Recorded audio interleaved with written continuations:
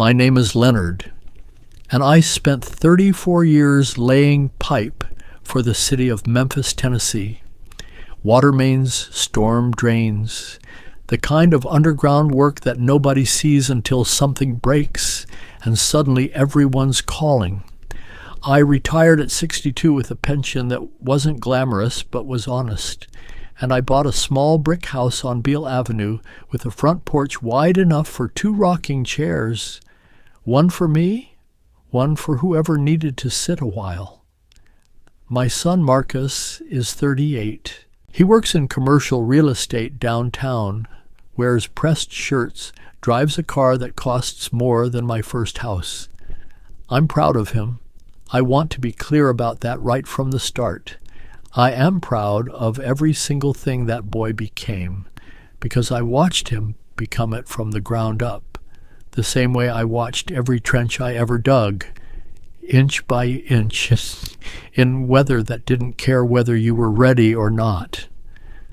Marcus married his wife, Diane, 6 years ago. She grew up in Germantown, which is the kind of Memphis suburb where the lawns look like they've been trimmed with scissors, and people talk about their neighborhood association the way other people talk about their church.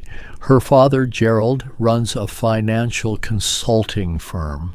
Her mother, Patricia, serves on 3 charitable boards and has never, as far as I can tell, cooked a meal that didn't involve a caterer. They are not bad people. I want to say that too. They are just people who measure worth differently than I do. For the first few years, things were civil. Holiday dinners rotated. Thanksgiving one year at Gerald and Patricia's house, Christmas at mine. Marcus and Diane came by on Sundays sometimes. Diane always looked slightly uncomfortable in my living room, the way a person looks when they're trying not to notice something they've already noticed. She never said anything unkind directly to me. She was careful that way. My wife, Evelyn, passed 8 years ago. Breast cancer, 14 months from diagnosis to the end. After she was gone, my house got quieter in a way I still haven't completely gotten used to. I started keeping the television on just for the sound of voices. Marcus called every Sunday without fail. That boy never missed a Sunday. Whatever else I tell you in this story, hold on to that part. Last April, Diane's parents announced they were throwing a 60th birthday party for Gerald, a big one. Rented out a private dining room at a restaurant called Hearthstone, which is the kind of place that doesn't put prices on the menu, because if you need to ask, you're already in the wrong building. Diane came over to tell me about it in person, which I thought was a nice gesture at the time. She sat across from me at my kitchen table, folded her hands, and told me about the party. The date, the venue, the dress code. Business formal, she said, which I noted. She told me Marcus was going to give a small toast. She was smiling the whole time, warm and practiced. I asked her what time I should plan to arrive. Her smile stayed exactly where it was, but something behind her eyes shifted just slightly. She said, she wasn't sure the dinner was really my kind of thing. She said it was going to be mostly Gerald and Patricia's circle, business colleagues, people from the boards. She said she didn't want me to feel out of place. I told her I wouldn't feel out of place. I told her I'd put on my good suit and I'd be fine. She said she'd talk to Marcus about the logistics and let me know. She never let me know. 2 weeks passed. I didn't bring it up because I didn't want to make Marcus feel caught in the middle. I figured Diane would work it out and someone would tell me the time and I'd iron my suit and go. A week before the party, Marcus called on a Sunday and mentioned the party in passing, just how the planning was going, and didn't say anything about whether I was expected there or not. I still didn't ask. I was waiting for them to do the right thing on their own. The night of the party, I was sitting on my front porch with a glass of sweet tea when Marcus called.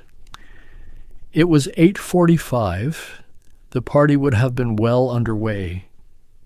He sounded different, quieter than usual. He asked how I was doing.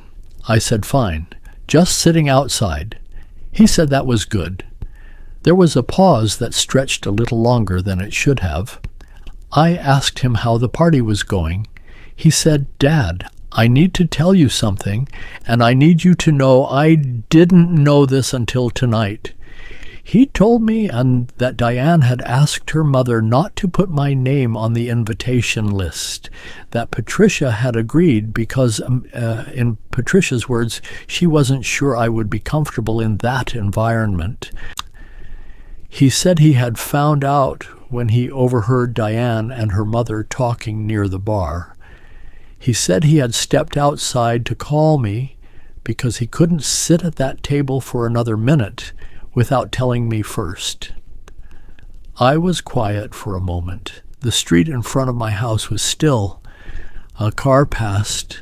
Somewhere down the block, a dog was barking at something only it could hear. I asked Marcus if that was really what was said, just that I wouldn't be comfortable. He was quiet.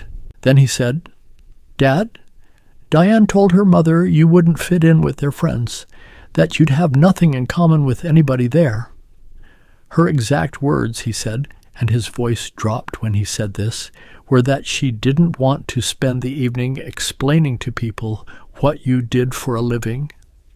I set my glass of sweet tea down on the porch railing very carefully because my hands were not entirely steady.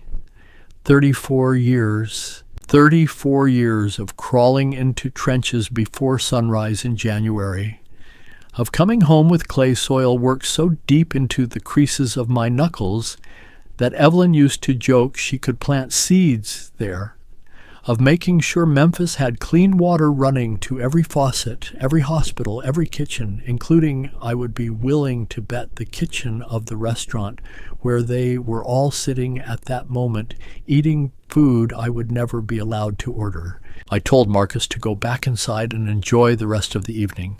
He said, "Dad, I don't want to go back in there." I said, "Marcus, go back inside.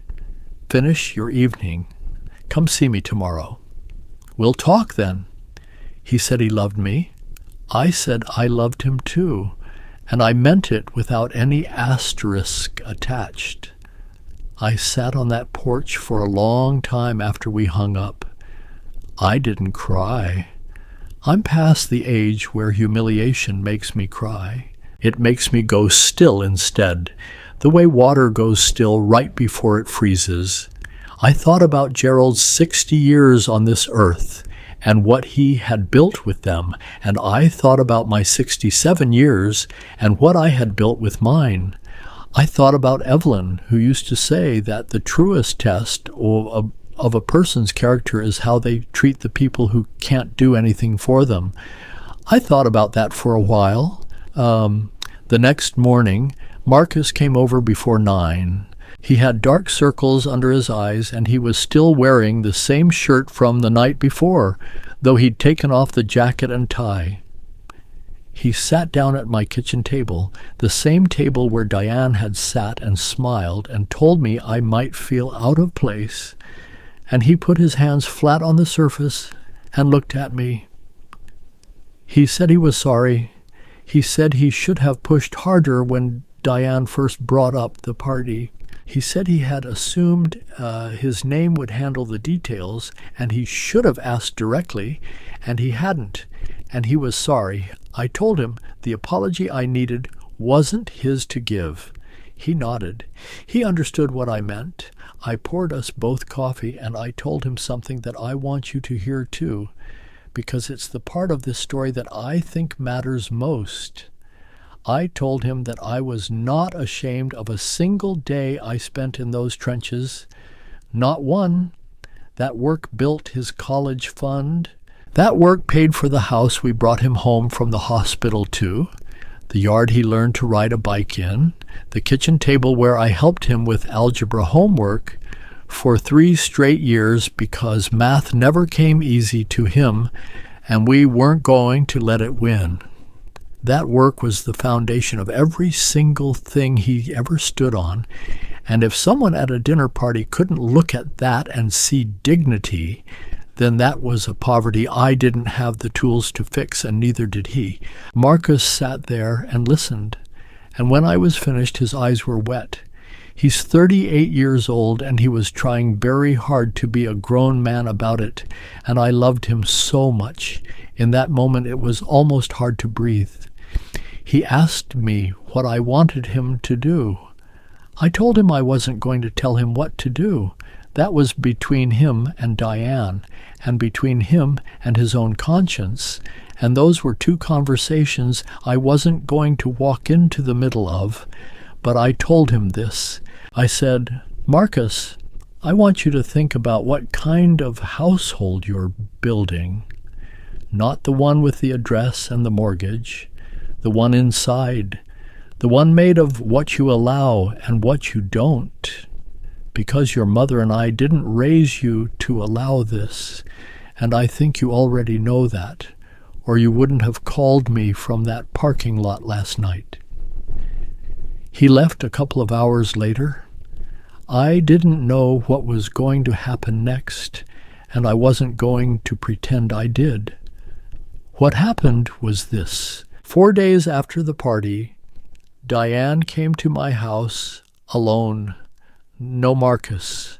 She rang the doorbell and stood on my porch with her hands clasped in front of her, and when I opened the door, she looked like she hadn't slept much either. I opened the screen door and asked her if she wanted to come in. She said yes, and we sat in the living room. She looked at the photographs on the walls for a moment. There are a lot of them. Marcus at every age. Evelyn and me at our 25th anniversary dinner. My crew from the city, 15 men squinting into the sun on the day we finished the Midtown expansion project. All of us dirty and grinning like we'd won something because we had. She looked at that last photo for a long time. Then she turned to me and she said she owed me an apology, and she wanted to give it without excuses attached. She said she had spent so long thinking about how things looked to other people that she had stopped thinking about what they actually were. She said she was ashamed of what she had done. She said the word ashamed plainly, without dressing it up, and I gave her credit for that. I told her I appreciated her coming. She asked if I could forgive her. I told her that forgiveness wasn't a door you walked through once and came out the other side clean. I told her it was more like maintenance work. You had to tend to it regularly, which I happened to know something about. She almost smiled at that. Not quite, but almost. I told her that what I needed from her wasn't a single conversation. It was a pattern, a consistent pattern over time, of treating my son's father the way a man who gave 34 years to this city and raised a good son deserved to be treated. I told her I wasn't asking her to change who she was or where she came from. I was asking her to make room at the table, not just the literal table, but the one that matters more, the one where you decide who counts. She nodded. Her eyes were wet. I told her I'd see her Sunday. She asked what was Sunday. I said Marcus comes for dinner every Sunday, and from here on out she was welcome to come with him. I said I'd make my chicken and rice, which Marcus had been eating since he was 4 years old, and she could eat it or not eat it, but the invitation was open. She said she'd be there. She was. That was 7 months ago. She has come almost every Sunday since. She sat at this kitchen table and ate my chicken and rice And the first time she pushed her plate back and said it was the best thing she'd eaten in years, I didn't point out the irony of that. I just thanked her and offered her more. Gerald called me once. About 2 weeks after all of this happened, his assistant actually called, first to see if I was available, which I found amusing, but I took the call. He was stiffer on the phone than his daughter had been in my living room. He said the right words in roughly the right order. I accepted them for what they were worth, which was something, even if it wasn't everything. Here is what I know at 67 years old, sitting on this porch where one chair is still empty and probably always will be. The work you do with your hands leaves a mark on the world, whether anyone sees it or not. Clean water runs through the city tonight because men like me got up before sunrise and did what needed doing, and no dinner party decides whether that was worth something. Only time decides that, and time has already given its answer. You can dress a table with the finest china and still be eating off something empty, and you can serve chicken and rice on everyday plates and be sitting at the most important table in the room. I've spent my whole life underground in one way or another, making sure the things that keep people alive kept flowing. I was never once ashamed of that. I'm not about to start now. My son knows where he came from. That's the only legacy I ever needed.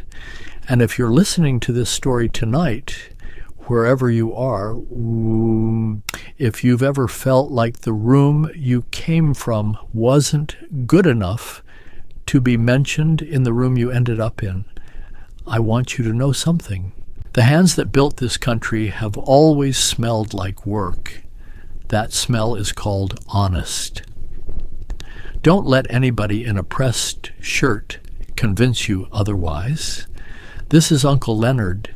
Thank you for spending this time with me tonight. If this story meant something to you, leave me a comment below.